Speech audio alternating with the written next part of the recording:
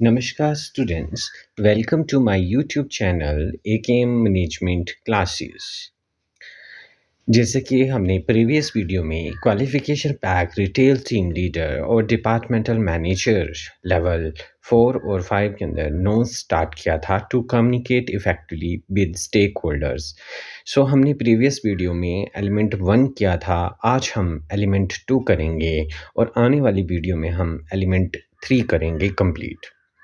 Now अगर आपको element 2 को कंप्लीट करने से पहले आपको एलिमेंट 1 पता होना चाहिए, तो उसके लिए मेरे चैनल में जाकर आप प्लेलिस्ट में रिटेल टीम लीडर की प्लेलिस्ट है, डिपार्टमेंटल मैनेजर की प्लेलिस्ट है, उसमें जाकर आप एलिमेंट 2 को देखने से पहले 1 को ज़रूर देख सकते हैं। अगर आपको मेरी ये वीडियो पसंद आए तो प्लीज़ मेरे चैनल एकेएम मैनेजमेंट क्लासेस को लाइक, शेयर और सब्सक्राइब ज़रूर करें। नाउ सबसे पहले आज जो हम एलिमेंट करने जा रहे हैं 2, that is communicate effectively with stake holders and the customers. जैसा हमने प्रीवियस वीडियो में किया था कि हमारे स्टेक होल्डर्स कौन-कौन से होते हैं, ठीक है? कुछ इंटरनल होते हैं, कुछ एक्सटर्नल होते हैं और कुछ इंटरफेस होते हैं। देन कस्टमर, हमारा जो एक्सटर्नल स्टेक होल्डर है, जो सबसे ज़्यादा इम्पॉर्टेंट है, वो हम उसके साथ कैसे कम्युनिकेट करना है, उसके बारे में भी स्टडी करेंगे। प्रीवियस वीडियो में हमने जो नेक्स्ट वीडियो आएगी, उसमें हम develop and sustain effective working के बारे में करेंगे और जो working relationship with stake holder करेंगे। एंड देन जो एलिमेंट 1 है, जो हमने प्रीवियस वीडियो में किया था, उसमें हैंडल बिजनेस कम्युनिकेशन के बारे में किया था, ठीक है? नाउ अब हम बात करते हैं एलिमेंट 2 की, communicate effectively with the stake holders and customers. तो सबसे पहले परफॉर्मेंस क्राइटेरिया देखें, PC9 है इसमें, accurately interpret and act upon the instruction that you receive.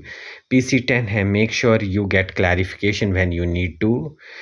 PC11 है, consult with and help your team members to maximize efficiency in carry out task. PC12 है, give instructions to other clearly at a pace and in A manner that help them to understand. PC13 है, listen actively and identify the most important thing that customer are saying. PC14 है, identify the most important things that customer are telling you. And PC15, summarize information for customers. PC16, use appropriate body language when communicating with the customer. PC17, read out customer body language to help you understand their feeling and wishes. PC18, deals with the customer in a respectful, helpful and professional way at all time. PC19, help to give good customer service by passing message to colleagues. Start करते हैं हम PC9 से, that is accurately interpret and act upon the instructions that you receive. Interpreting and act upon the instructions, यहाँ ही लिखा गया है, the instructions you received from the stakeholder is important for quality and productivity. Quality और productivity के लिए जो भी instructions दी जाती हैं उसको ठीक ढंग से समझना और उसके अकॉर्डिंग काम करना बहुत ही ज़रूरी है। Now it is only possible by following points. जो निम्नलिखित पॉइंट मैंने बताऊंगा उससे ही ये चीज़ पॉसिबल है। तो सबसे पहले लिसन एक्टिवली, सबसे पहले हमें क्या है, ध्यानपूर्वक कोई भी बात को सुनना है, क्योंकि बोलने से पहले या कोई क्वेश्चन करने से पहले आप अगर केयरफुली उसको एक्टिवली सुनते हो, ध्यान से सुनते हो, तो गुंजाइश कम रह जाती है कि आपको वो बात जो है कंप्लीटली समझ नहीं आई है।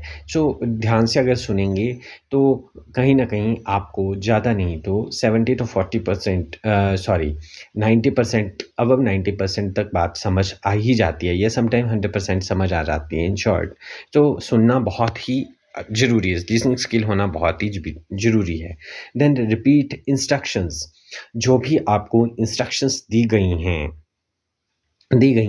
उनको रिपीट कीजिए, सो दैट कि आपको ध्यान में रहे कि हमें कोई भी कार्य करना है, कोई भी वर्क करना है, तो उसमें किन किन चीज़ों का किन किन रूल्स रेगुलेशंस पॉलिसीज़ का उपयोग करके ही करना है या क्या करना है। देन आस्क क्वेश्चंस, अगर आपको कोई भी डाउट है, जो भी इंस्ट्रक्शंस आपको दी गई हैं, तो उससे रिलेटेड आप क्वेश्चंस पूछ सकते हैं। देन टेक ब्रेक, अगर आपको लगता है कि बहुत ही हैवी इंस्ट्रक्शंस हैं, बहुत ही ज़्यादा मटेरियल बताया जा रहा है, तो आप बीच में ब्रेक ले सकते हैं अपने माइंड को रिफ़्रेश करने के लिए, सो दैट कि जो भी फर्दर इंफॉर्मेशंस पास होना वो कहीं ऊपर से ना निकल जाए, आपको अंडरस्टैंड ही ना हो। ठीक है?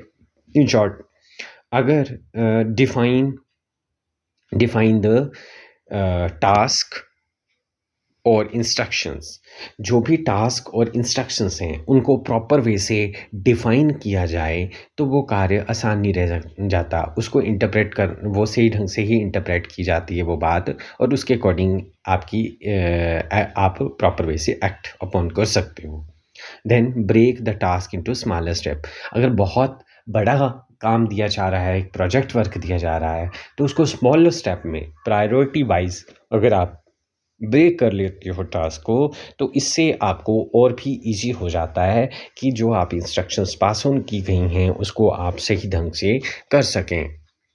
देन मैनेज टाइम, सो इस बात का मैनेजमेंट ऑफ टाइम बहुत ही ज़रूरी है हर टास्क के लिए। लाइक जो भी आपको प्रोजेक्ट दिया गया है, जो भी आपको टास्क दिए गए हैं, जो उसमें जो है टाइम मैनेजमेंट बहुत ज़रूरी है। आप इसके लिए क्या कर सकते हैं, प्रायोरिटीज़ दे सकते हैं, टाइमलाइन सेट कर सकते हैं कि कौन सा टास्क कितनी देर में कंप्लीट होगा, दिन में पूरा 1 दिन लगेगा, 2 दिन लगेंगे, मंथ, ईयर लगेगा, या जो टास्क दिया गया है वो उसमें से इम्पोर्टेंट टास्क कौन सा है, वो कुछ मिनट ज़्यादा लगेंगे as compare to other task, है ना? सो इस तरह से आप प्रायोरिटाइज़ भी कर सकते हैं। नाउ PC10 है, make sure you get clarification when you need to. So clarification is required for effective communication. Effective communication के लिए क्लैरिफिकेशन बहुत ही ज़रूरी है। When there is uncertainty about what was said, जब कभी आपको कोई भी डाउट, अनसर्टेनिटी पैदा हो, तो कहीं न कहीं क्लैरिफिकेशन बहुत ज़रूरी है। अगर क्लैरिफ़िकेशन नहीं होगी तो वो आप टास्क जो आपको दिया गया है, जो वर्क दिया गया है, आप उसको सही ढंग से नहीं कर पाओगे। ठीक है? So clarification help in following, clarification help करता है निम्नलिखित बातों के लिए। सबसे पहले अवॉइडिंग अंडरस्टैंडिंग, इससे क्या है, मिसअंडरस्टैंडिंग, समटाइम आप जो हैं इंटरप्रेट जो करते हैं, गलत कर लेते हैं किसी टास्क को, या कोई भी इंस्ट्रक्शंस है उसको गलत जज कर लेते हैं। तो अगर आप प्रॉपर वे से क्लैरिफ़ाई करेंगे तो इससे मिसअंडरस्टैंडिंग नहीं होगी, काम जैसे ही होगा, मिस इंटरप्रिटेशन नहीं होगी, गलत समझ नहीं आएगा, इंटरप्रेट जो है गलत नहीं किया जाएगा, और आल्सो इससे क्या है, स्पीकर को भी लगेगा कि उसकी बातों को इंटरेस्ट से सुना जा रहा है, और है ना उसका क्या है, उसको इनकरेज करेगा कि किस तरह से वो अपनी जो भी इंस्ट्रक्शन दे रहा है उसको वो ध्यान से इलैबोरेट भी करेगा। PC11 है, consult with and help your team members to maximize efficiency in carrying out task. So, effective communication can help a team function well by ensuring a fair workload, fostering unit and improving focus. So, जब भी आप कोई task कर रहे हैं, तो अगर आपको कहीं जो है प्रॉपर वे से नहीं समझ आया है या हेल्प चाहिए है, तो आप जो है अपनी टीम मेंबर से ये कंसल्ट कर सकते हैं, जिससे कि आपकी एफिशिएंसी जो है वो भी मैक्सिमाइज़ होगी टास्क में। सो इसके लिए इफ़ेक्टिव कम्युनिकेशन का होना बहुत ज़रूरी है। अगर आप इफ़ेक्टिवली कम्युनिकेट करते हो एज़ ए टीम लीडर, है ना? सो जो वर्कलोड है वो फेयरली डिस्ट्रीब्यूट होगा, इससे क्या है, यूनिटी बनेगी और फ़ोकस भी इम्प्रूव होगा। कम्युनिकेशन विद टीम, किस तरह से आप करोगे communication? So be clear and concise, जो भी आप कम्युनिकेट कर रहे हो वो बिल्कुल क्लियर होना चाहिए, सिंपल वर्ड्स में होना चाहिए, कंसाइज़ होना चाहिए। मतलब एक तरह से कहानी नहीं होनी चाहिए, लंबी चौड़ी ग्रंथों की तरह कहानी नहीं होनी, राम कहानी जिसको हम बोल देते हैं, राम कहानी नहीं होनी चाहिए, है ना? वो प्रॉपर वे से टू द पॉइंट जो बात कहनी है वो है ना वही होनी चाहिए। अगर आपको क्लैरिफिकेशन चाहिए तो आप अंडरस्टैंडिंग के बाद अपनी अंडरस्टैंडिंग के बाद क्लैरिफिकेशन मांग सकते हैं। नाउ लिसन एक्टिवली, जो भी आपको बात बोली जा रही है उसके लिए आपको ध्यान से सुनना है। देन बी आर्टिकुलेट मीन्स जो आप बोल रहे हैं वो प्रॉपर वे से क्लियर होना चाहिए और प्रॉपर वॉइस लाउड वॉइस के साथ होना चाहिए सो दैट कि दूसरे व्यक्ति को क्लियरली सुनाई भी दे, है ना। क्लियर कम्युनिकेशन होना बहुत ज़रूरी है। Now create a receptive environment, इस तरह का आप इन्वायरमेंट क्रिएट करें ताकि सभी का इंटरेस्ट बने कि आप जो बता रहे हैं वो क्या है और उसको उस टास्क को या उस प्रोजेक्ट को किस तरह से करना है। देन रिजॉल्व कन्फ्लिक्ट क्विकली, किसी भी तरह का आपसी मतभेद पैदा हो जाता है तो उसको जल्दी से जल्दी सुलझाने की कोशिश करनी है। देन एनकरेज इंगेजमेंट, आपको उत्साहित करना है एंगेजमेंट के लिए, वो टास्क करने के लिए मोटिवेट करना है always. Then provide consistent feedback, और टाइम टू टाइम हमें जो है हर टीम मेंबर्स को फीडबैक भी देना है, उनकी हेल्प भी करनी है। फीडबैक क्यों ज़रूरी है? ताकि आपका जो है वर्क जो है वो प्रॉपर वे से हो सके। नाउ एम्पावर टीम मेंबर्स, हमेशा टीम मेंबर्स की प्रेज़ करनी है, एप्रिशिएट करना है जब भी कोई वो टास्क कर लेता है, अच्छे से निभा लेता है तो उसको क्या करना है, रिवॉर्ड दे सकते हैं हम या उसको अपलाउड कर सकते हैं टास्क कंप्लीशन पे। देन एनकरेज प्रॉब्लम सॉल्विंग, सो किसी भी तरह की प्रॉब्लम आ जाती है तो उसको उसके लिए सॉल्व करने के लिए एनकरेज करना है, अदर टीम मेंबर्स को भी हेल्प करने के लिए बोलना है।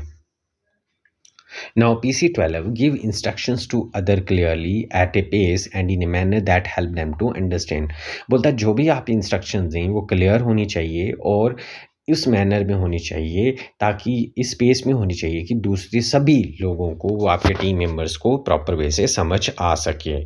सो जो टिप्स हैं इफ़ेक्टिव कम्युनिकेशन के लिए जो इंस्ट्रक्शंस आप दे रहे हैं ताकि दूसरों को क्लियरली अंडरस्टैंड हो सकें, so be clear and concise, clear और कंसाइज होनी चाहिए, स्पेसिफिक होना चाहिए, जो भी आप टास्क करवाने जा रहे हैं, जो भी इंस्ट्रक्शंस देने चाहिए बिल्कुल स्पेसिफिक होनी चाहिए, इररिलेवेंट नहीं हो। बी ऑर्गेनाइज्ड, ऑर्गेनाइज मीन्स यहाँ प्रॉपर वे से कंसिस्टेंट कि पहले क्या इंस्ट्रक्शंस देनी है, फिर क्या इंस्ट्रक्शंस देनी है, फिर क्या इंस्ट्रक्शंस देनी है।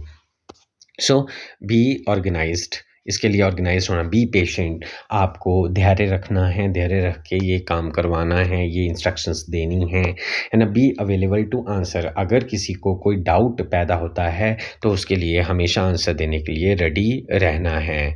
Now PC13 listen actively and identify the most important things that customer are saying, बोलता है ध्यान से सुनो, ध्यानपूर्वक सुनो और आइडेंटिफाई करो कि कौन सी ऐसी बात है जो कस्टमर इम्पॉर्टेंट बात है जो कस्टमर बोल रहा है।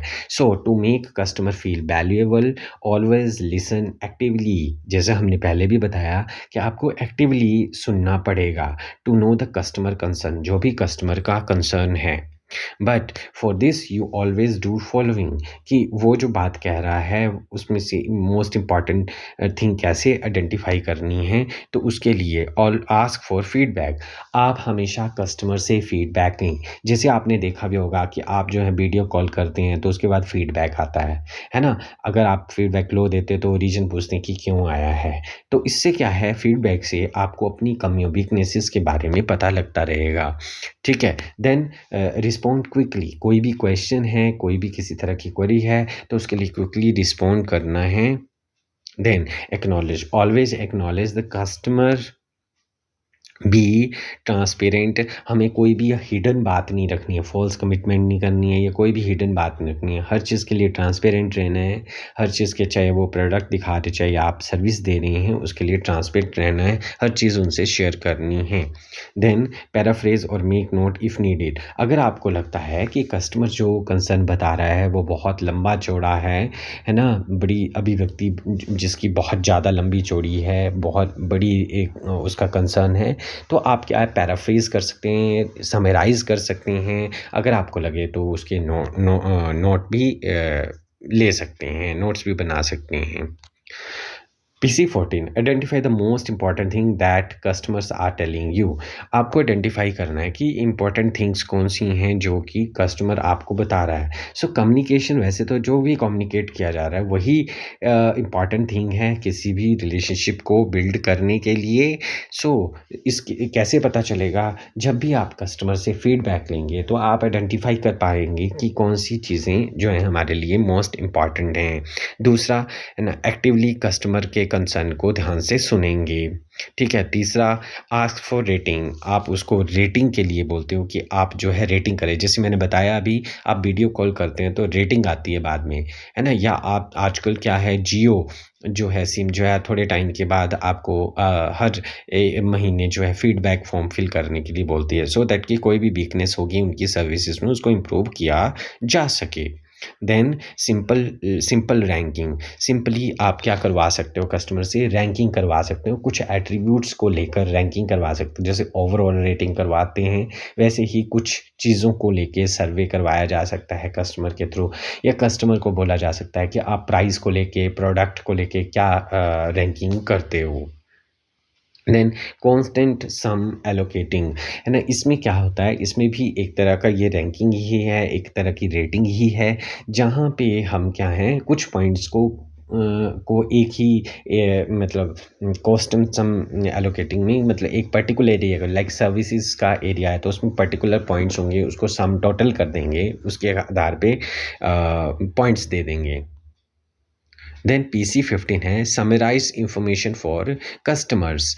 अगर जो भी इंफॉर्मेशन प्रोवाइड की जा रही है कस्टमर के द्वारा, वो ऑलवेज ऑर्गेनाइजेशंस के लिए वैल्यूएबल ही है, क्योंकि customer is the king of the market और उसको अच्छी तरह से उसकी एक्सपेक्टेशंस के अकॉर्डिंग प्रोडक्ट और सर्विसेज देना हमारा कर्तव्य है।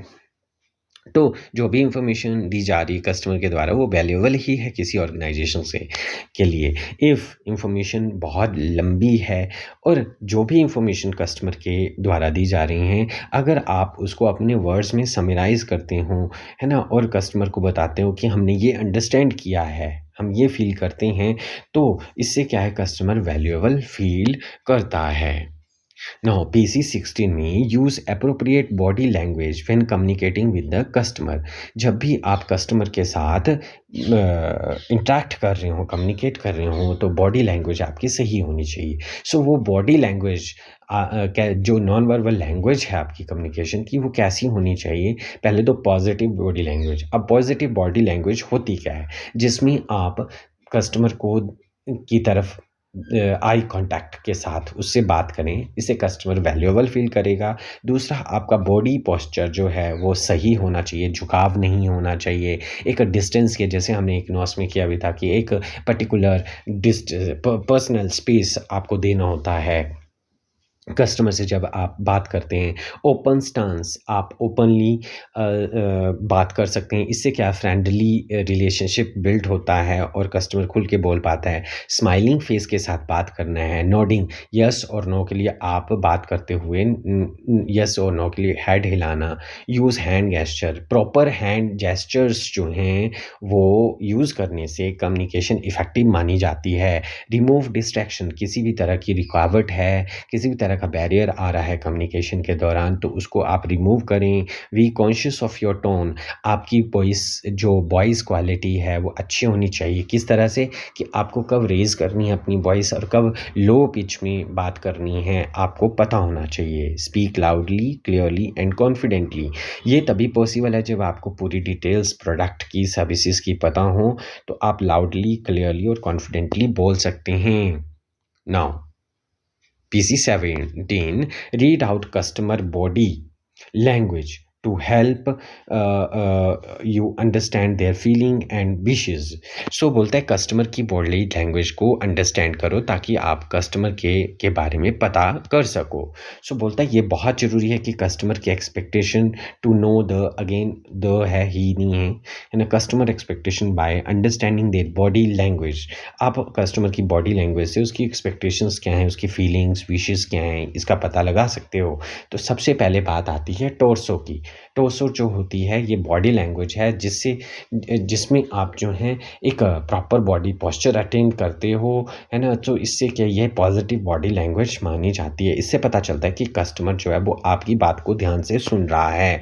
देन शोल्डर, आपके शोल्डर्स अगर बिल्कुल स्ट्रेट हैं, अगर झुके हुए हैं तो मतलब इंटरेस्ट नहीं है, और अगर बिल्कुल स्ट्रेट हैं तो पॉजिटिव बॉडी लैंग्वेज मानी जाती है। देन हैंड, आपके हैंड जो हैं वो आपने क्रॉस करके रखे हुए हैं, मतलब वो डिफेंसिव मोड आ जाता है। डिफेंसिव मोड है कि आपके रेडी टू क्वेश्चन आंसरिंग, है ना? डिफेंसिव मोड हो जाता है ना? देन आपकी लेग्स, अगर लेग्स क्रोस्ड हैं तो मतलब आप जो हैं कॉन्फिडेंट नहीं हैं, है ना? तो कस्टमर कॉन्फिडेंट नहीं है ना? एंकल्स, एंकल्स अगर क्रॉस्ड हैं तो कस्टमर कॉन्फिडेंट नहीं है, इंटरेस्ट नहीं है ना? आई कांटेक्ट प्रॉपर होना चाहिए, ऐसा ना हो कि आप कहीं और ही देख रहे हों, ठीक है? देन लीनिंग, आपकी बॉडी लीन, अगर पूरी पीछे बैक में आपने लीन करके जैसे लेटना होता है उस तरह से चेयर पे बैठे हो, तो ये बॉडी लीनिंग इनडायरेक्टली आप रिलैक्स मोड में हो, आप उसकी बात को सुन भी रहे हो और ज़्यादा मतलब ध्यान से नहीं सुन रहे हो, तो leaning body language. Hands behind back, hands behind back मतलब कि इतना ज़्यादा इंटरेस्ट नहीं है उसको, डाउट्स हैं बहुत सारे प्रोडक्ट्स को लेकर कस्टमर को।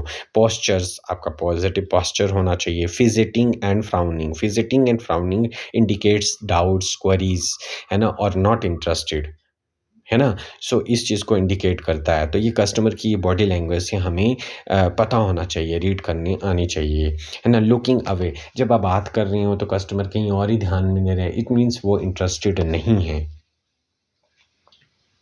Now deals with the customer in a respectful, helpful and professional way at all time. So जब भी आप कस्टमर के साथ रिस्पेक्टफुली, हेल्पफुली एंड प्रोफेशनल वे में डील करते हो तो ये इसका पॉजिटिव इम्पैक्ट कस्टमर का के माइंड में आता है ऑर्गेनाइजेशन का। अब बात करते हैं कि to deal with the customer following point should be kept in mind. क्या पॉइंट्स आपको ध्यान में रखनी है? लाइक एक्टिवली लिसनिंग, कस्टमर को ध्यान से सुनिए।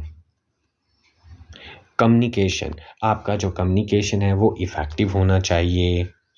देन प्रोडक्ट नॉलेज आपका अच्छा होना चाहिए, तभी आप कॉन्फिडेंटली एक्सप्लेन कर पाएंगे। देन प्रॉब्लम सॉल्विंग, किसी भी तरह की प्रॉब्लम है तो आपकी नेचर जो है प्रॉब्लम सॉल्विंग होनी चाहिए। अडेप्टेबिलिटी, आज की डेट में कस्टमर डिफरेंट मोड से प्रोडक्ट के लिए अप्रोच करता है, तो आपकी अडेप्टेबिलिटी, आप इस मतलब हर जगह प्रेजेंट होनी चाहिए। तो change with the change of technology, आप भी टेक्नोलॉजी एडवांसमेंट का आपके पास भी यूज़ होना चाहिए। Time management, proper time management करनी है। ऐसा नहीं है कि कस्टमर आया तो आप जो मल्टीटास्कर हैं तो अलग अलग जगह काम कर रहे हैं और कस्टमर की एक बात सुनने फिर चले जा रहे हैं, तो प्रॉपर वैसे टाइम मैनेजमेंट हो सो दैट कि कस्टमर बोर्डम फील ना करें। आस्क क्वेश्चन, आप क्वेश्चन कर सकते हो कस्टमर से, कस्टमर आपसे, तो उसके लिए प्रॉम्प्टली रिस्पॉन्ड करना है। देन पॉजिटिव बॉडी लैंग्वेज हो, जैसे कि अभी हमने किया, speak politely with smiling.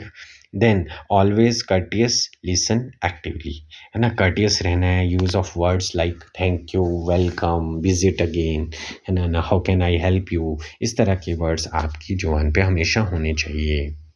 PC19 help to give good customer service by passing message to colleague.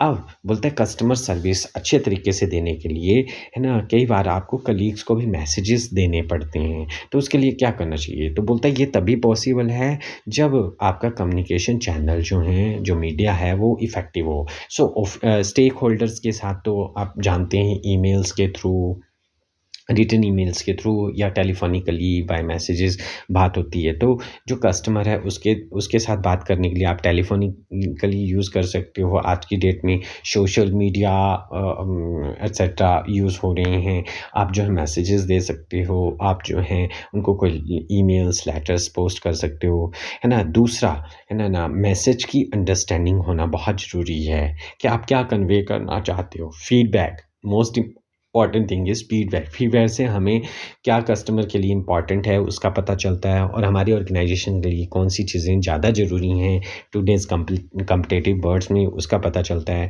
ना? हमें बैरियर्स और डिस्ट्रैक्शन को रिमूव करना है ना? सो कस्टमर सर्विस अच्छी देनी है तो कई बार मैसेजेस टू कलीग, जैसे फॉर एग्ज़ाम्पल एक मैं और एग्ज़ाम्पल देता हूँ कि लाइक मैं अगर डील कर रहा हूँ एक कस्टमर के साथ, एक कस्टमर आया है ना, सो उसको भी प्रोडक्ट की रिक्वायरमेंट है, तो मैं प्रॉपर वे से अगर कलीग्स को मैसेज पास ऑन करता है कि इस कस्टमर्स को डील करे तो प्रॉपर वे से इसलिए क्योंकि कोऑपरेशन और कोऑर्डिनेशन टीम वर्क के जो हैं करैक्टरिस्टिक्स हैं, तो उसी के बेस पे हम जो हैं किसी ऑर्गेनाइजेशन को बढ़ता हुआ देख सकते हैं।